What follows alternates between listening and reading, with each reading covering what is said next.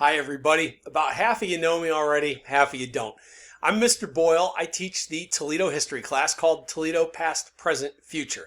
It's a second semester only class, and it's also a distance learning only class. Now, this year we're obviously putting a little more distance in the distance learning, but we made it work pretty well in the first semester, and I like to think we'll make it work pretty well in this second semester too. So I'm going to introduce myself a little bit, walk through the syllabus with you, and we'll talk about what we're going to do together between now and the end of May. So, as I said, my name is Mr. Boyle. This is my 17th year teaching. It is my 9th year teaching in distance learning, 9th or 10th year teaching in distance learning. And I have been doing a lot of the teaching this year from my garage. So you're actually you're looking at me in my garage right now with a green screen behind me and some decent lights and an okay microphone to try and make the videos as okay as possible. I taught at Rogers for 10 years. I am in my 7th year at Waite. I've taught in every one of the buildings, and when, knock wood, we get back into school, hopefully I'll be seeing you in your buildings too, because typically I try to get to each building every 2 weeks and check in with people in person so we can, have a normal type educational experience. So anyways, that's kind of the story. So I guess let's dive right into it, huh? Let's talk about this syllabus. You don't want to hear what baseball teams I like and what my favorite movie is. So let's get at it. Past, present, future. Here's the big idea. My goal is to use Toledo history to get a sense of pride in our community back in every one of us.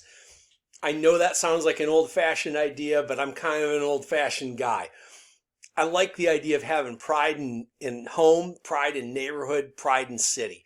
And I really want you to not just know the history of the city, I want you to know your neighborhood a little bit better. When you walk down the streets, I want you to be able to point to a building and go, yeah, I bet I know what that was. Yeah, I think I got a good idea what that was. I want you to look at street signs and go, yeah, I know who this street's named after. I want you to have a good, healthy respect for where you live. So we're going to talk about the major themes of Toledo history.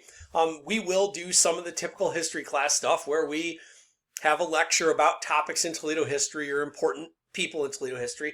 But the big idea of this class is that each of you is going to be doing primary source research on something in Toledo history. And we'll talk more about that in a little bit. Our textbook. We are incredibly fortunate that the Toledo-Lucas County Public Library Director, Jason Kuzma, gave us permission to use a book that was published by the library about 30 years ago. And that book is called Toledo Profile. Now, why are we using a 30-year-old book? Well, it's not because the book is history too. When Toledo turned 150 years old in 1987, they had a researcher from the library named Tana Mosier Porter put together a history of the city. Now, there are other histories of Toledo, but none of them are as complete as this. The Mosier Porter book takes us from prehistory to the 1980s. Now, it doesn't have the 90s or the 2000s because those hadn't happened yet. But she does it in just a fantastic way, and she does it in a succinct way. This book is less than 200 pages long. If you had me last semester, this book is about the quarter of the size of the book that you read last semester. So the chapters are smaller, there's more pictures, and we have this book available for you both in print copies that I have printed off through the good graces of TPS Print Shop and digital copies that'll be online for you, where if you misplace your textbook, you can always go to Google Classroom, find the textbook there, and work through it. We're really not going to get into stuff in the textbook for about the first 2 weeks. Student expectations. Now, I wrote the syllabus before we were all stuck at home. This course, it's kind of crazy. This course got approved about 3 weeks before COVID sent us all home in February. There was a meeting of the board joint curriculum committee. I had to talk to them about the course and what it was going to be like, and we set up this whole course and it's all ready to go. And then, of course, March 13th hits, we all go home and we never go back. So when I talk about the student expectations here, it's kind of funny that a lot of these are even more important now than they were pre-COVID. So more than half of this course is self-directed learning. What does that mean? It means I am going to give you a very vague assignment. It's going to be frustratingly vague to you. You're going to be like, why won't you just give me directions and tell me what to do? That's the learning that happens in this. The learning that happens, I'm going to give you a task and you're going to have to figure out how to do it. Now, that's the way it would have been in the classroom, and it's that way even more online. So you and members of your group that we'll talk about in a little bit are going to be responsible for generating ideas about what you want to research over the course of the semester. You are going to pursue research largely on your own. I'll be able to help you with some of it, but for those who are coming in from the World War II course, this isn't like that where I've researched all these guys beforehand, because in that case, I've assigned you a topic. In this class, you're picking a topic.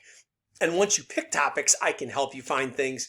But honestly, this is a lot of stuff that's really on your own. And the most important thing you're going to do is pick your topic. Pick something that's interesting. So the other thing you're going to have to do then, in your group, you're going to be in a small group that we'll talk about in a little bit. You are going to have to divide up responsibilities, and you guys are going to tell me how you're dividing up responsibilities in the group. You are also going to fairly assess each person's contribution to the whole effort. Lots of us have been in groups for assignments before, where some of us, like me, ended up being the one person in the group who did everything. Other people, like me when I was in high school, ended up being the person who did nothing and coasted on somebody else doing a really good job. This is not going to be like that. There are going to be periodic check-ins where I'm going to ask each member of the group to fairly grade the other members of the group. And I'm going to trust your feedback on those things. This does not require a certain age or a certain grade. You don't have to be 15 to take this class. You don't have to be 17 to take this class. You don't have to be a sophomore or junior or senior or anything like that. What you just have to be is mature. Okay? And there's frankly no number we can put on that. I'm almost 46 years old. There are 46-year-olds I would not put in my class right now. However, I look at my 11-year-old son, and he could probably take the class right now. Maturity is not a number, and it's not a grade. It's a state of mind. So the course requires maturity and self-direction anyways, because this would be a distance learning class had COVID happened or not. So when we have our live meets, please don't talk over other people. There'll be plenty of opportunity for you to chip in with your ideas. Just don't talk over each other. Please don't use electronic devices unless permission is explicitly granted once we get back in the classroom. And once again, the nature of the course Capstone Project means there is going to be research you have to do outside of class time. You are not going to get a lot of weekly homework in here. You're going to get reading guides, but they're going to be short, and the chapters are really short compared to what a lot of you had last semester. The homework is breaking up the big project that we're going to do. Materials. You obviously need your online login and password for TPS computers. You should have a notebook dedicated to this class to take notes, something to write with every day. You obviously need access to a computer or tablet, which you obviously have if you're watching this video. Online research is also a big part of what we do. You will be using Google a lot in this class as part of your research project, and you're going to need an organizational system to keep all your research in one place.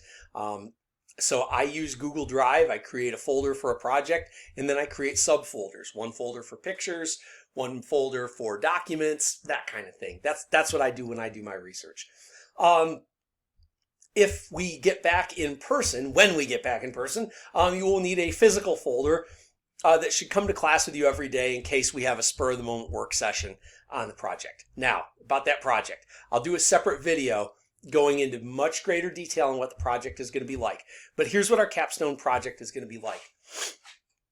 One of the things most of us hate about history, and I hated about history when I was in high school, I get some boring old guy, and it was almost always a guy, 1812,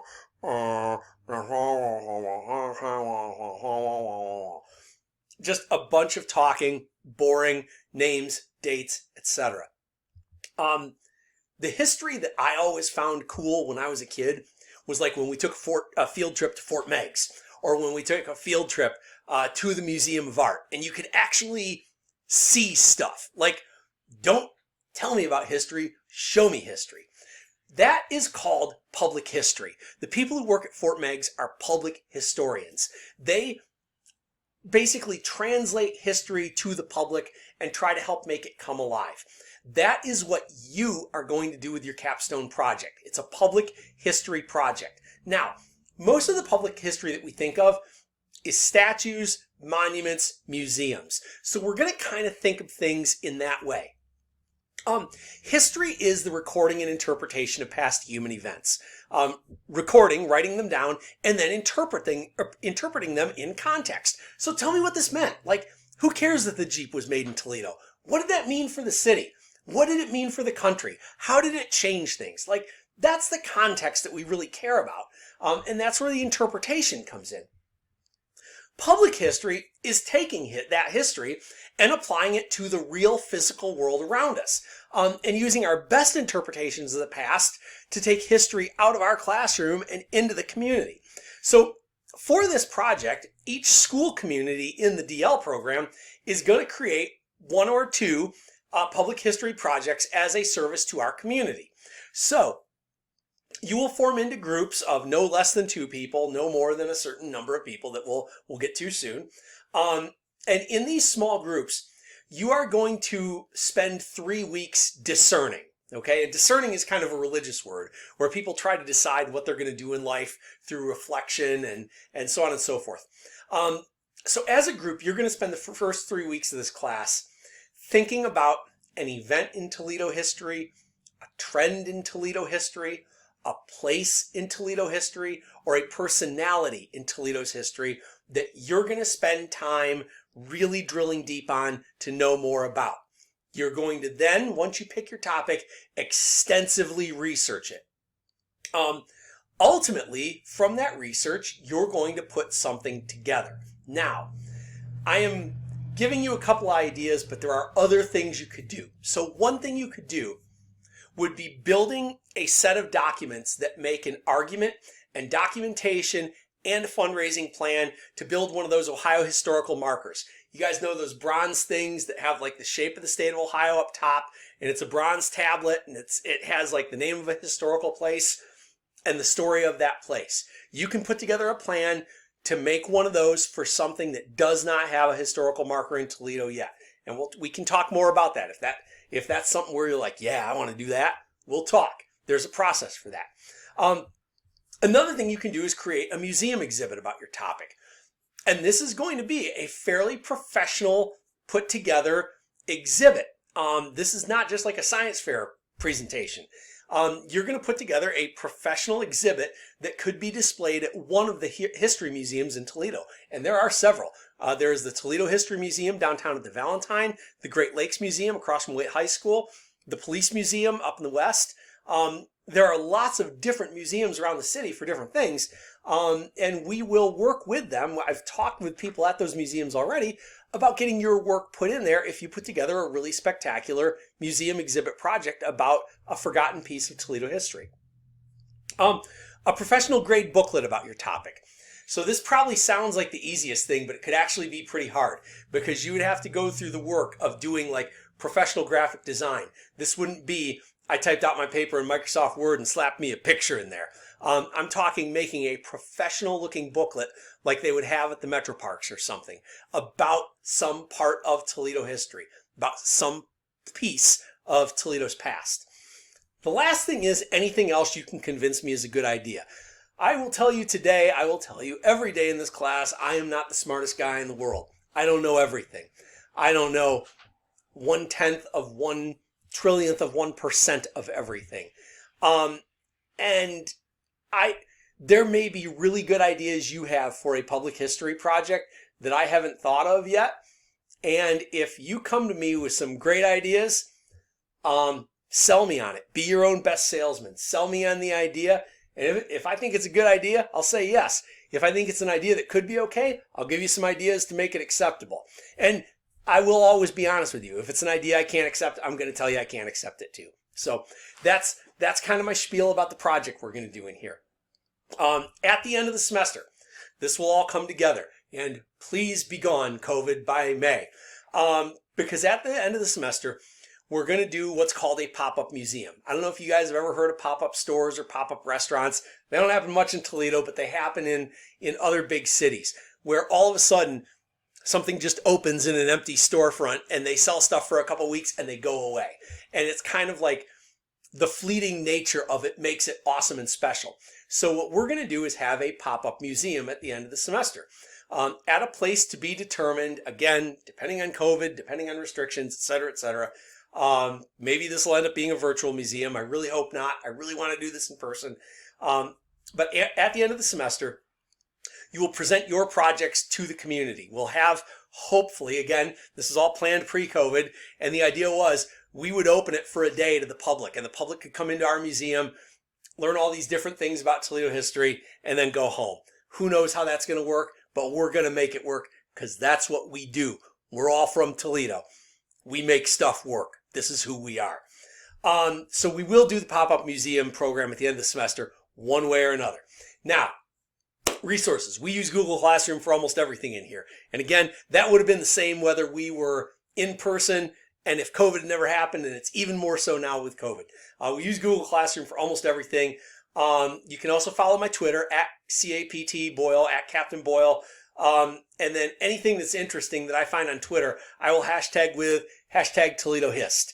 And it's not going to be really important stuff, but it's going to be stuff I think you might think is cool. If you were like me and you were a big enough dork to take this class, maybe you'll find the dorky stuff that I share on Twitter kind of cool too. So thanks for sticking with me for this video. We will have a lot of videos like this where you can watch them on your own time. I probably will quiz you on it. I can ask you quiz questions or test questions about the syllabus, just to keep everybody honest and make sure they're keeping up with the work. Thanks for sticking with me, guys, and be well.